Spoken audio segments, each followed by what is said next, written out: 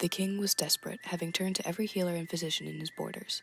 He had sent out a word to his neighboring allies of an illness that he needed a cure for, but no help had been enough. He had tried everything he could within his laws before he grew desperate enough. It was truly a last resort, but it would either work or the outcome would be the same as it would without it.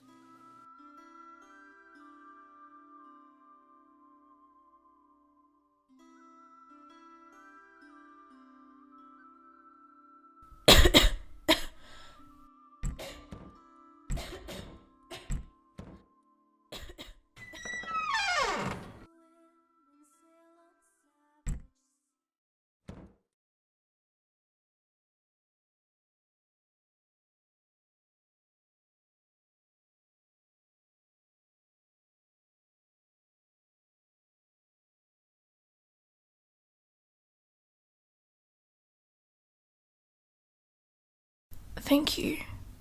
Who? One moment, Your Majesty. I want you to drink a little more and no talking. I'll just ask simple yes or no questions for you to answer. Is that okay? Now, I think I found something that may help cure you. If I combine these two things and you drink it, your sickness should at least start to go away within a day. There's just one problem, Your Majesty. I'm willing to face all the consequences that come with revealing this, but my cure is that of magic. I need to imbue it with magic first before it will work. Why?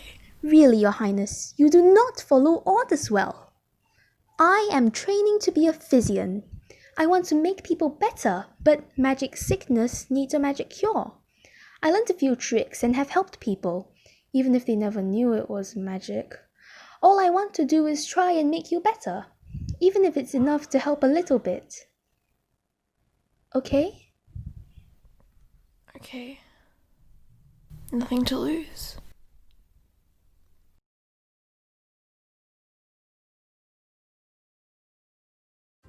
It should start taking effect within the next few hours. That's when you'll know if it will work. I must go before I am caught. Wait. Name.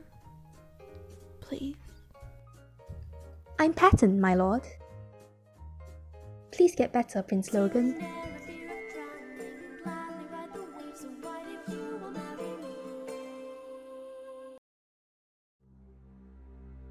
However, to the kingdom to the east, all was not well.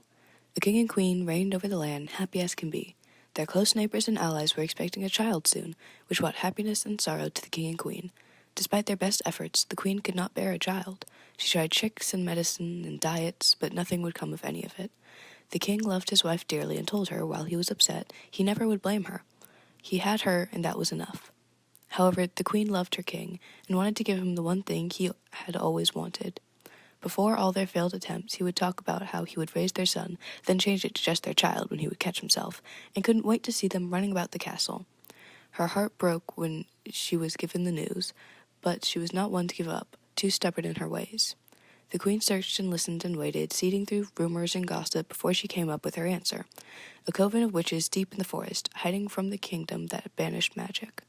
The rule was never heavily enforced as long as it was not seen in public at the time, so the queen sent out to find the witches.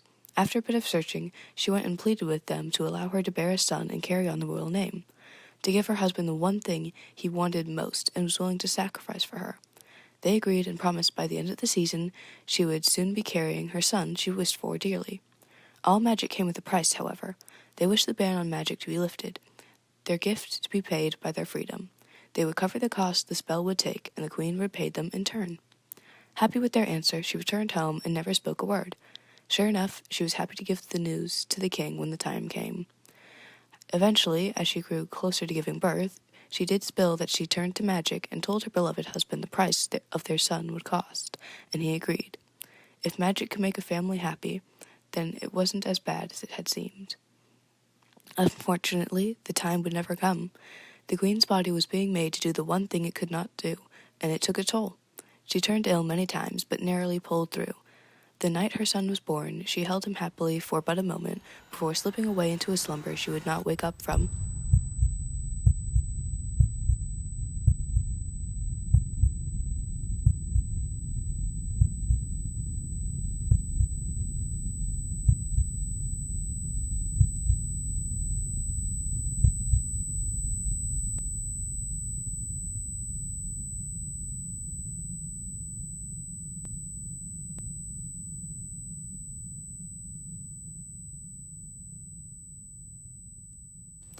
The king, angered by the broken trust of the witches, called for an enforcement of the magic ban.